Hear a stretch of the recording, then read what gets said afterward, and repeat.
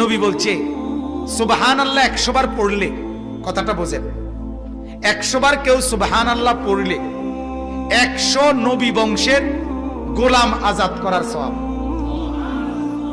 আলহামদুলিল্লাহ 100 বার পড়লে আল্লাহর নবী বলেন 100 ঘোড়া আল্লাহর রাস্তায় যুদ্ধের জন্য দান করার সওয়াব। 100 বার আল্লাহু আকবার পড়লে আল্লাহর নবী বলেন 100 উট হজ্জের মধ্যে আল্লাহর রাস্তায় কুরবানি করার সওয়াব।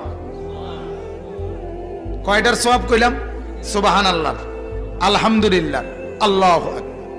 এরপরে নবী বলেন 100 বার যে পড়বে লা ইলাহা ইল্লাল্লাহ, বলেন, আবার বলেন, লা ইলাহা ইল্লাল্লাহ, লা ইলাহা